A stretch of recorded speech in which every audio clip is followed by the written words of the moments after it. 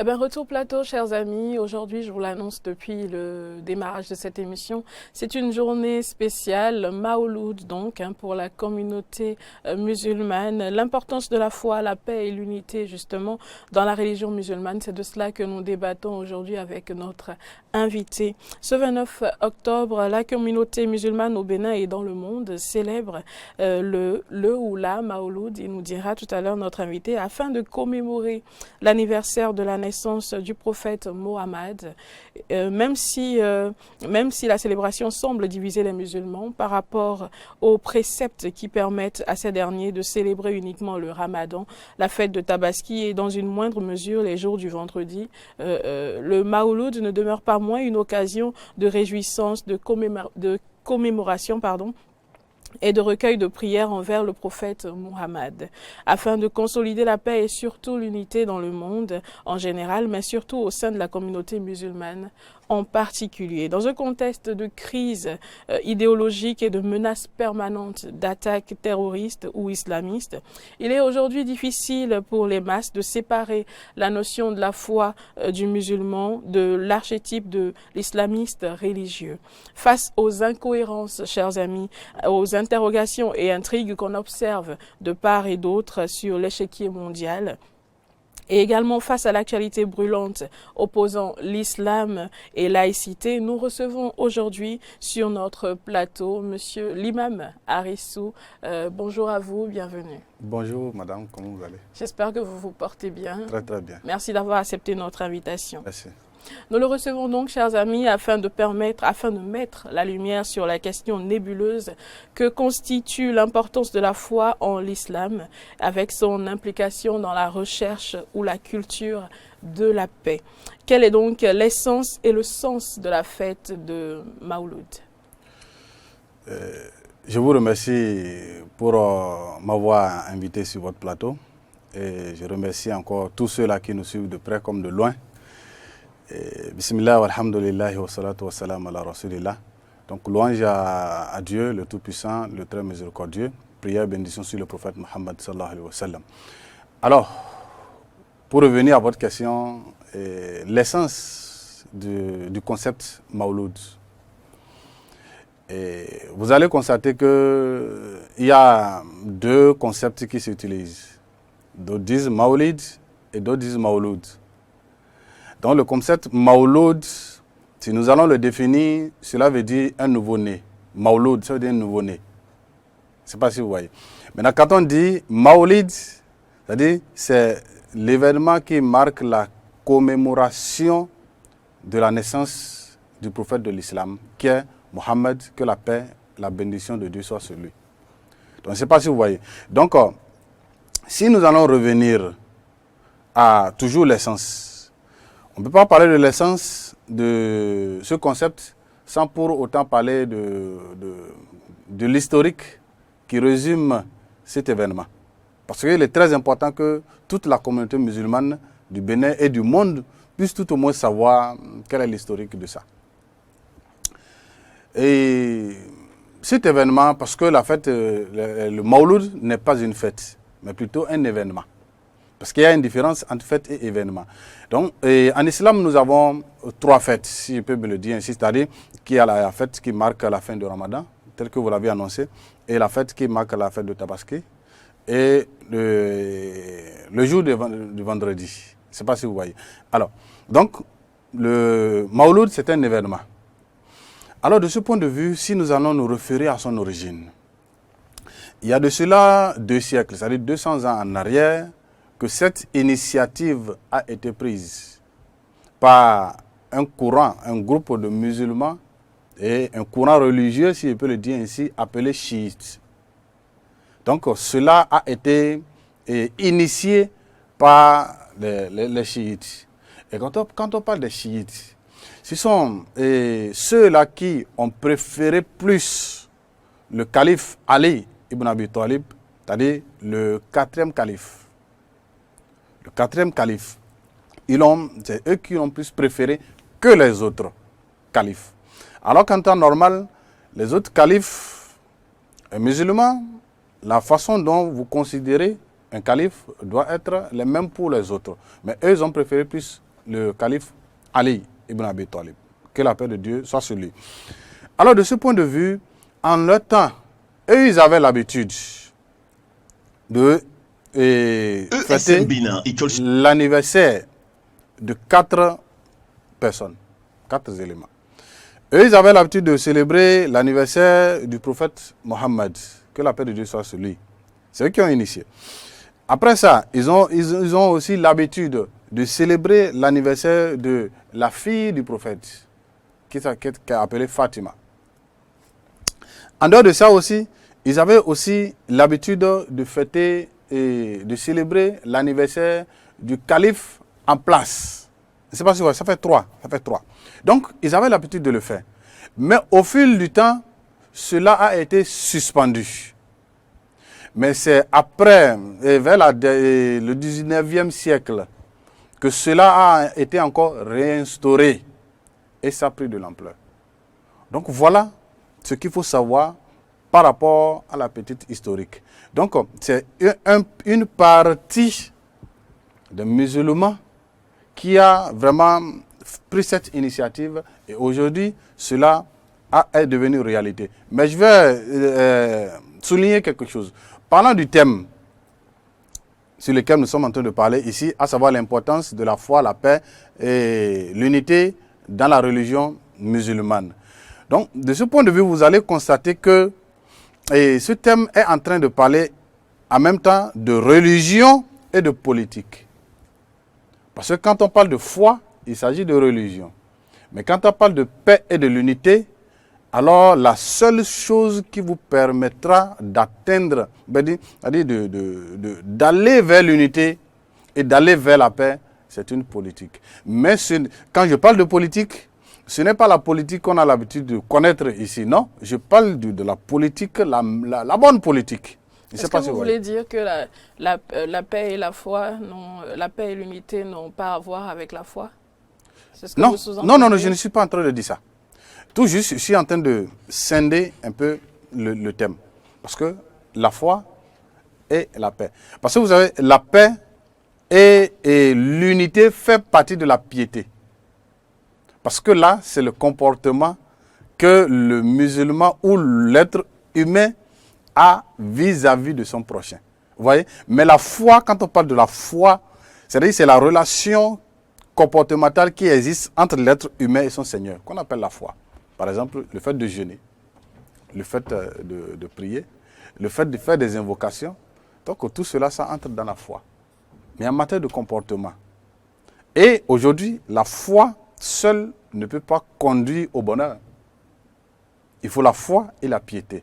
Autrement dit, quand il y a la foi, le musulman ou l'être humain en général doit faire de son possible pour que son comportement vis-à-vis des autres, vis-à-vis des musulmans, vis-à-vis des non-musulmans, soit un comportement exemplaire. Et c'est comme ça qu'il va atteindre le bonheur. La foi, non, pas la foi, mais la paix et l'unité découlent-elles justement de la foi? Pardon? La paix oui. et l'unité découlent-elles de la foi? De la piété. C'est ce que je suis en train de dire. Parce que la foi et la piété ensemble, c'est ça qui conduit le musulman vers le paradis. C'est ça qui conduit l'être humain vers le paradis. Je vous donne un exemple. Je suppose que si vous avez des bonnes relations avec seulement votre Seigneur, mais vous ne respectez personne, mais vous insultez tout le monde, et c'est-à-dire vous ne considérez pas l'être humain, alors quelle est l'importance alors de cette foi? La piété aurait une source, ou la piété tiendrait-elle sa source de la foi? Oui. D'une manière ou d'une autre. La piété tient sa source de la foi. Parce que cela impliquerait donc que la paix et l'unité tiennent également d'une certaine façon leur source de la foi. Autre. Oui. Mais la racine même de la foi, c'est la relation entre l'homme et son Seigneur. Et ce Seigneur-là dit dans le même temps qu'il faut être bon envers son prochain. Il faut être temps, il faut respecter, il faut. Donc vous voyez un peu. Donc voilà ce qu'il faut comprendre par rapport à ça. Très bien. Dans une approche actuelle, quelle est donc l'importance du Mawlud pour le musulman? Ok. Et je vais faire une analyse sur deux plans par rapport au Mawlud. À savoir sur le plan religieux et sur le plan politique. Sur le plan religieux, et quand on parle du plan religieux, je veux m'adresser à la législation islamique et à la jurisprudence islamique, bien sûr. Donc, si je prends en général la législation islamique et la jurisprudence, le Mawlud n'a pas de trace à ce niveau. Et quand je dis que le Mawlud n'a pas de trace, c'est pour dire que le Coran ne nous a pas dit de célébrer le Mawlud. Les paroles prophétiques non plus n'ont pas dit de célébrer la fête de Mawlud. Et également, les califes, les successeurs du prophète Mohammed, que la paix de Dieu soit sur lui, eux aussi, ils ne l'ont pas fait. Donc, de ce point de vue, si nous allons regarder tout cela, alors nous allons dire que le Mawlud n'est pas religieux. Je ne sais pas si vous voyez, c'est pour dire que c'est une analyse. C'est pour dire que tous ceux-là qui me suivent actuellement, qu'ils fassent la différence entre porter un jugement et faire une analyse. Donc ça, c'est sur le point, sur comment on appelle, le domaine religieux. Parce qu'aujourd'hui, si nous prenons la jurisprudence, dans la jurisprudence islamique, alors il y a des divergences.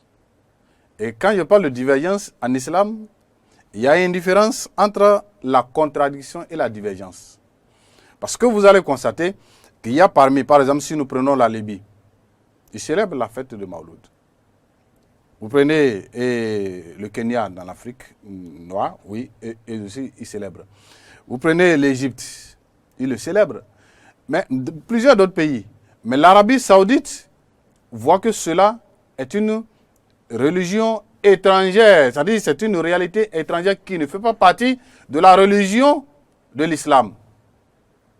Et pour ça, l'Arabie saoudite s'est basée sur quoi? Sur la jurisprudence et quoi? Et la législation de l'islam, parce que ça n'a pas de trace. Le prophète sallallahu alayhi wa sallam ne nous l'a pas conseillé, il n'a pas dit de faire. Alors, sur le plan politique, toujours dans la même analyse, si nous prenons le Mawlud, sur le plan politique, nous allons constater que cela a beaucoup d'importance. La première importance, c'est que vous allez constater que dans les pays comme le nôtre, ou bien dans bien d'autres pays également, ce jour est déclaré férié. Le 12e jour du 3e mois lunaire, qu'on appelle Rabi Awal, est déclaré férié. Ça fait partie de l'importance. Je ne sais pas si vous voyez, parce qu'aucun fonctionnaire dans ce monde, vous n'allez pas voir un fonctionnaire qui n'aime pas les jours fériés, ce n'est pas possible. Donc ça fait partie de l'importance. La deuxième chose qu'il faut dire, qui fait partie de l'importance du Mawlud, aujourd'hui quand nous regardons les gens célébrer le Mawlud à travers le monde, cela nous montre un signe de l'unité des musulmans. Un signe d'unité parmi les musulmans. La solidarité. Et aussi cette convivialité entre les musulmans. Quand nous regardons à travers le monde, voilà les importances. Mais aujourd'hui, ce qu'il faut que nous, en tant que musulmans, nous comprenons, si nous allons prendre un angle dans le domaine juridique, il y aura toujours des divergences. Et comme on le parle, et l'unité et la paix dans la religion musulmane, pour une unité dans une religion, ça peut être musulmane ou non musulmane, alors il va falloir mettre en place une politique permettant de faire quoi? De la rassembler. Mais d'aucuns diront, et la fête de Tabaski, on peut passer par ce canal pour unir les musulmans. La fête de Ramadan, on peut passer par ce canal-là pour démontrer l'unité entre les musulmans. Mais la fête de Mauloud également, c'est général où vous allez voir, les gens sortent, ils viennent dans un lieu où la plupart invoquent le nom de Dieu, la plupart célèbrent le nom du prophète Mohammed sallallahu alayhi wa sallam, tel que Allah subhanahu wa ta'ala nous l'a dit dans le chapitre 33, verset 56, de quoi Inna Allah wa malaikatahu yusalluna ala nabi, ya allazina amanu sallu alayhi wa sallam taslima, dit que certes Allah et ses anges prient incessamment sur le prophète Mohammed. Oh vous les croyants, priez sur le prophète, priez le prophète sallallahu alayhi wa sallam et demandez abondamment que Allah subhanahu wa ta'ala qu'il mette ses bénédictions sur lui. Je ne sais pas si vous voyez. Alors, aujourd'hui, à travers cet événement, il y en a parmi les imams qui réunissent toute une communauté et leur enseigner les qualités du prophète Mohammed sallallahu alayhi wa sallam. Il y en a aussi ceux qui réunissent la communauté et ils font des concours de mémorisation du Coran. Et à la fin, on distribue des cadeaux. C'est une chose qu'on doit encourager. Il y a tout de même un clivage observé justement entre les différentes communautés musulmanes en ce qui concerne la célébration du Maouloud. Au Bénin, par exemple, la communauté Haoussa ne célèbre pas le Maouloud, contrairement à une partie de la communauté Yoruba. Alors pourquoi, malgré qu'ils se revendiquent majoritairement sunnites? Hey. Ailleurs, les sunnites ne le célèbrent pas non plus, hein, contrairement aux chiites et Tidjaniyas. Voilà. Alors pourquoi cet écart? Nous devons clarifier quelque chose. Si, généralement, les Haoussa ne célèbrent pas et qu'on voit qu'une partie des Yoruba le font. Au fait, si nous prenons le cas de notre pays, bien en Afrique en général, les pays comme l'Arabie Saoudite, le Liban et comment on appelle l'Égypte, et ainsi de suite. Chacun a son courant religieux. Ce qui est dommage. Moi, personnellement, je vois que le courant religieux, c'est-à-dire cela n'arrange pas. Ça remet en question. Ça remet en cause l'unité. La question, voilà. L'unité, oui, de la religion musulmane. Oui. Parce que les Haoussa, peut-être se diront les sunnites. Et par exemple, les Yoruba de l'autre côté, se diront, bon, nous sommes les Tidjaniya, ou bien nous sommes les Qadiriya, qu'on appelle la Ahmadiyya. D'autres vont dire qu'ils sont des chiites. Et donc, toutes ces appellations-là n'est pas bon. C'est pas bon, n'est pas bonne pour l'islam. Cela ne favorise pas en fait l'unité. Et moi, en tant qu'imam, en tant que Haris Zakari, ce que je propose, c'est quoi? Nous devons éviter ces appellations. Parce que Dieu le Tout-Puissant, dans le chapitre 3, au niveau du verset 12, il dit quoi? Il dit wa antasimu bihablillah, verset 103. Il dit wa antasimu bihablillah jami'an wa la tafarraqu. Il dit accrochez-vous fermement à la corde de Dieu et ne vous divergez pas. Ne vous divisez pas. Vous voyez? Donc, Dieu le Tout-Puissant lui-même, il nous exhorte à quoi? À une unité. Mais aujourd'hui, vous allez entendre sunnite. Est-ce qu'il y a le mot sunnite dans le Coran? Il n'y en a pas. Chiite. Est-ce qu'il y a ça? Non. Tijaniya, Wahhabiya, ainsi de suite. Toutes ces appellations-là ne favorisent pas la mission du musulman sur le terrain. Alors pour moi, il faut éviter tous ces noms. La mission du musulman sur le terrain, quelle serait cette mission? C'est d'unifier sa communauté. D'unifier sa communauté pour chercher l'agrément de son Seigneur. Vous voyez un peu. Mais aujourd'hui, ceux-là qui, bon, comme on le dit, celui qui n'a pas d'ennemi sur terre, qu'il sache que ce qu'il fait est inutile. Tout simplement. Aujourd'hui, les ennemis de l'islam, ils ont pris tout, ils ont mis, comment on appelle, sur l'islam. Quand on parle de terrorisme, on dit que c'est les musulmans qui le font. On dit ou c'est un fait, c'est ce que l'on constate? Non, c'est ce que les gens disent, que c'est les musulmans qui le font. Vous ne le constatez pas? Non, nous tous, on le constate, mais nous n'avons pas les preuves palpables que réellement ce sont des musulmans qui le font. Je vous donne un exemple. Et vous connaissez un pays arabe qui fabrique les armes?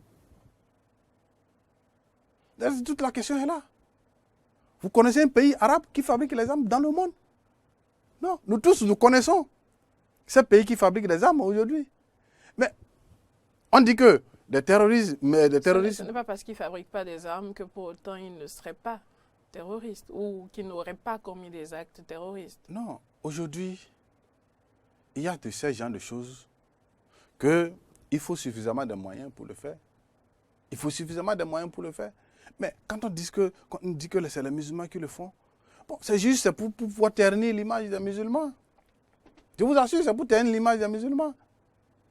Mais aujourd'hui... Vous convenez tout de même qu'il y a des extrémistes. Oui, il y a des extrémistes. Tout de même oui, qu'il y a, et là nous parlons des musulmans, oui, justement. Oui. Vous convenez tout de même qu'au sein de ces extrémistes-là, justement, il y a cette culture, cette façon d'inculquer un certain type d'extrémisme également il y en dans a. la tête des Mais jeunes. aller jusqu'à ce point... Nous en avons vu quand même de par le monde des musulmans, malheureusement, qui auraient commis des actes de terrorisme. Ça a défrayé pas mal de chroniques. Hein. Encore, il y a la semaine passée, encore en France, le même problème s'est posé. Oui, le même problème s'est posé, mais c'est parce que le président actuel, il s'est levé, il a mal parlé sur le compte de l'islam. Alors les musulmans sont obligés de se révolter. Vous voyez un peu. Donc aujourd'hui, quand vous regardez... Nous parlons de paix en même temps, quand même, parlant de la religion musulmane. Oui. Alors, si tant est que nous prenons une certaine paix, pourquoi ne pas discuter? Voilà. Nous tous, autant que nous sommes, chacun a reçu une éducation. Et je conviens, je suis d'accord avec vous que parmi les musulmans, il y a des extrémistes. Et ça, nous combattons ça. Moi, personnellement, je suis contre ça. Aujourd'hui, vous allez voir un musulman qui croit que c'est sa religion qui est la meilleure. Et en dehors de ça, quoi que ce soit, vous allez lui proposer, alors vous devenez son ennemi. Il y a des gens comme ça. Mais vous allez voir que c'est ces gens qui ne sont pas des intellectuels. Voilà le problème qu'il y a. Mais nous sommes allés à l'école. Est-ce que cela veut dire que ce n'est pas l'attitude que prône la religion musulmane? Quelle attitude? C'est dire être extrémiste, n'accepter rien d'autre. L'islam ne prône pas l'extrémisme. Si je vous donne une preuve dans le chapitre 2, le verset 256. Dieu dit quoi? Il dit là, ikraha fi din. Qad tabayyana ar-rushd min al-ghayy. Il dit quoi? Nulle contrainte en islam. Car la bonne voie s'est démarquée de la mauvaise. Mais comment est-ce que Dieu, le Tout-Puissant, dit qu'il n'y a pas de contrainte en islam? Parce qu'il faut faire la différence entre l'islam et les musulmans. Quelle est donc la différence? Voilà. L'islam est divin. Aujourd'hui, l'islam ne prône pas la violence. Mais c'est certaines personnes parmi les musulmans qui peut-être ont mal compris. Ou bien qui peut-être se sont accrochés à ce que leur idole, leur maître, a dit plutôt. Et à base de ça, ils réagissent sur le terrain. Je vais vous donner encore une petite précision. Les musulmans sont unis séparément. Les musulmans sont unis de façon séparée. Et tout ça, vous savez d'où est-ce que ça quitté? De la jurisprudence. Parce qu'il y a ce qu'on appelle la législation islamique et la législation musulmane. Aujourd'hui, c'est la législation musulmane qui a divisé les musulmans. La question du Mawlud, par exemple, c'est un exemple clair, qui n'est pas dans les tests, mais aujourd'hui, cela a fait un grand problème. Même dans le groupe WhatsApp, maintenant vous rentrez, quand on amène la question du Mawlud, alors le groupe commence par s'agiter et les gens se retirent, d'autres se retirent. L'origine justement des tensions dans le monde n'a-t-elle pas pour origine, excusez de peu la tautologie, le conflit palestino-israélien? Bon, il y a ça aussi. Que proposez-vous en tant que croyant musulman afin de régler cette équation? Ce que je propose, c'est quoi? Tout tourne autour de ce que je viens de dire. D'autres se réclament sunnites. Et le sunnite ne veut pas sentir l'odeur du chiite. Et vice-versa. Le soufiste. Tout et tout. Alors qu'il va falloir que ces courants religieux, qu'ils cessent de chercher les points de désaccord, mais plutôt qu'ils commencent par chercher les points sur lesquels, ils ont même objectif. Mais aujourd'hui, on voit que parce que vous êtes soufiste, je ne peux pas travailler avec vous. Est-ce que c'est normal? Je prends l'exemple parce que vous êtes, bon, je ne sais pas si vous êtes musulmane ou chrétienne, donc vous êtes chrétienne, bien sûr. Je ne peux pas dire que c'est parce que vous êtes chrétienne que je ne peux pas travailler avec vous. Je ne peux pas collaborer avec vous. Je ne peux pas faire ci et ça. Voilà le problème qui existe aujourd'hui.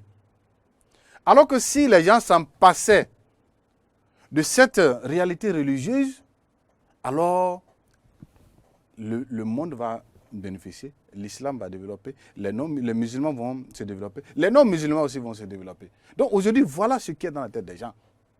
Parce que l'on se dit, non, moi, mon idéologie, quiconque ne suit pas mon idéologie est une personne égarée. Et une personne égarée, si vous aussi, vous ne voulez pas être égaré, ne vous approchez pas de lui. Alors, de ce point de vue, alors vous allez voir que les distances commencent et la violence commence, les animosités commencent. Donc, voilà la source. Donc, ce que je propose comme solution, je le répète, c'est qu'il va falloir qu'aujourd'hui, les musulmans, qu'ils cherchent le point commun qui existe entre eux pour le développement du pays.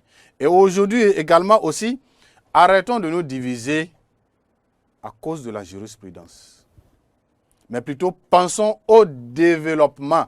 Et comme ça, nous serons unis. Parce qu'aujourd'hui, quand on parle de développement, alors, cela, que ce soit un musulman peut venir développer un pays. Un chrétien peut aussi donner sa partition pour qu'un pays se développe. Un animiste peut donner sa partition pour qu'un pays soit développé.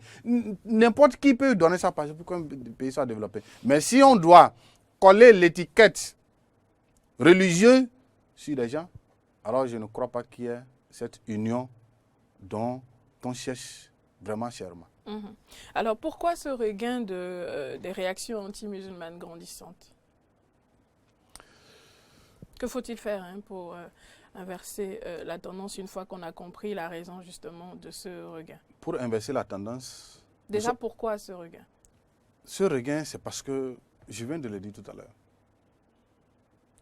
c'est parce que l'autre voit que chacun prêche sa paroisse. Dieu l'a même dit dans le chapitre 30, verset 32. Il dit, Minalazina farraqu dinahum wa kanu shi'a. Kullu hizbi bima ladayhim farihun. Il dit, il y en a parmi ceux-là qui se sont divisés et se sont formés en des sectes. Et chaque secte ne fait que se réjouir de quoi? De ses siens. Chacun prêche sa paroisse. Alors, si c'est comme ça, alors vous voyez ce que ça va donner. Mais aujourd'hui, nous devons cesser de dire que moi, en tant qu'Africain et Béninois, si je peux le dire ainsi, je dois faire ma religion comme un arabe. Est-ce que l'entendement, est-ce que ça sonne bien? L'islam est universel, c'est général, c'est-à-dire c'est universel. Alors, en tant qu'Africain, je dois faire mon islam en étant africain.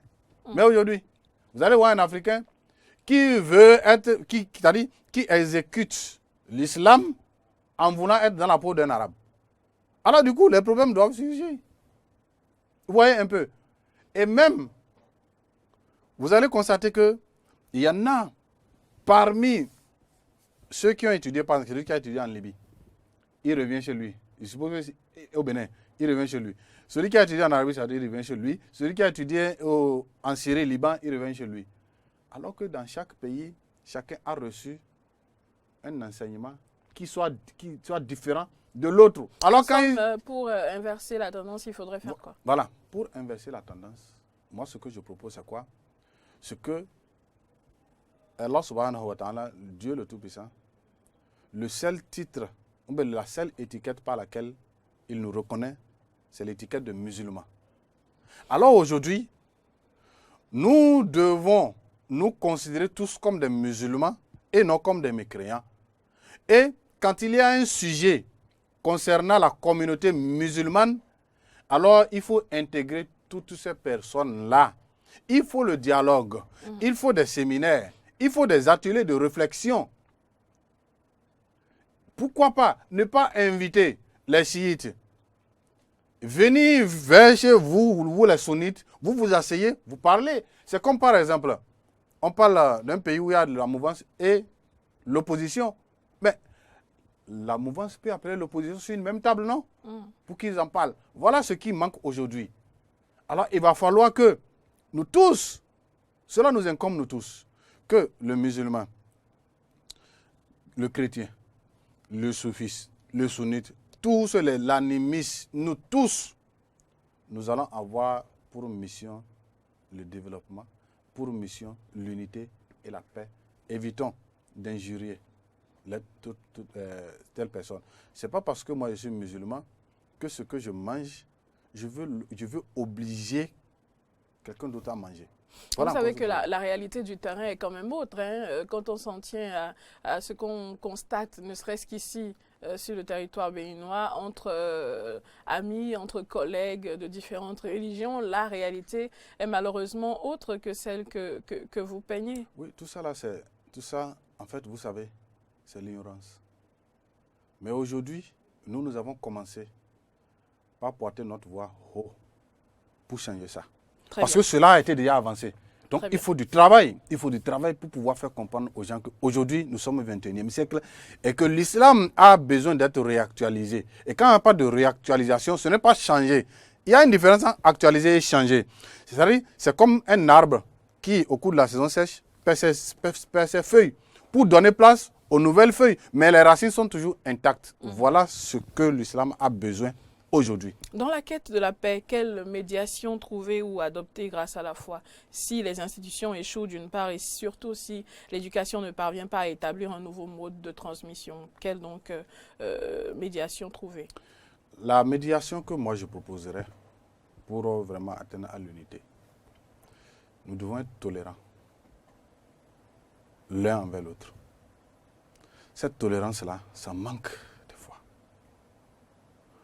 Vous allez constater, parce que je suis musulman, où j'ai une amie chrétienne, mais un ami chrétien, qui m'invite à son mariage, peut-être dans une église. Je dis non, je suis musulman, je ne dois pas mettre pied à l'église.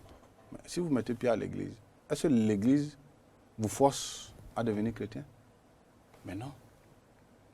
Il faut la tolérance. La tolérance et l'écoute, voilà, la force de l'écoute. Parce que je vais insister trop sur ça. Parce que ça fait partie de ma meilleure proposition dans cette médiation. La meilleure écoute. Parce que tout commence par l'écoute. Parce que quelqu'un qui ne veut pas vous écouter, je vous assure, il ne prendra rien de vous. Il faut mettre en place quoi? La force de l'écoute. Écoutez d'abord quelqu'un jusqu'à la fin, avant de le juger. Et non prendre en compte une petite partie de ce qu'il est pour juger sa personne en totalité. Il faut qu'on évite ça. Il va falloir la tolérance et la force de l'écoute. Et aussi, appeler les imams. Parce que c'est eux qui représentent les communautés. Parce que chaque zone a son imam, dont moi-même je suis imam. Alors, la tâche nous revient à nous tous de faire quoi? De nous unir d'abord, nous les imams. Parce que quand les têtes sont unies, alors tous ceux-là qui vous suivent sont obligés aussi de s'unir. Mais tant que la tête est divisée, alors le corps ne peut pas suivre le même mouvement. Très bien, alors Imam Arissou Zakari, Oui. quel est donc votre message à l'endroit de la communauté musulmane et à l'endroit également de tous ceux-là qui nous écoutent ou nous regardent ce matin? Alors le message que je voudrais envoyer à toute la communauté musulmane du Bénin et du monde, non seulement souhaiter une bonne fête, les gens l'appellent fête de Mawlud, même si juridiquement, cela n'existe pas. Parce que nous sommes à un jour. Les gens appellent, ils souhaitent bonne fête, bonne fête, bonne fête. Mais bonne fête, c'est juste un message de paix. Je ne sais pas si vous voyez. Mais je suis sûr qu'il y en aura ceux parmi les musulmans qui diront pourquoi vous souhaitez bonne fête de Mawlud. Du moment où ce n'est pas reconnu. Mais je souhaite bonne fête à toute la communauté et que la paix, la tolérance, l'acceptation de la différence de l'autre puisse régner en nous et que aussi la communauté musulmane du monde puisse savoir qu'aujourd'hui, les choses changent. L'islam du 8e siècle, du 10e siècle, n'est pas le même que l'islam d'aujourd'hui. Alors, il va falloir se conformer à la réalité. C'est pourquoi, pour finir, Dieu le Tout-Puissant nous dit dans le chapitre 7, au niveau du verset 67, il dit quoi? Il dit, à chaque annonce son temps et son lieu, vous le saurez bientôt. Alors, nous devons apprendre à se conformer au temps sans changer les fondements de l'islam. Très bien. Voilà. Merci beaucoup à vous, Imam Harissou Zakari. Merci à vous aussi. Je rappelle que vous êtes islamologue, conférencier. Oui, tout à fait. J'espère surtout vous retrouver sur ce même plateau pour débattre justement de la question du terrorisme, parce qu'à ce sujet, on ne se sera pas forcément compris de long en large. Donc, et vivement, je vous souhaite vraiment de me ramener sur ce plateau pour clarifier ça. Ah oui, ça me fera beaucoup plaisir. Cela va se faire. Alors merci à vous, bon retour.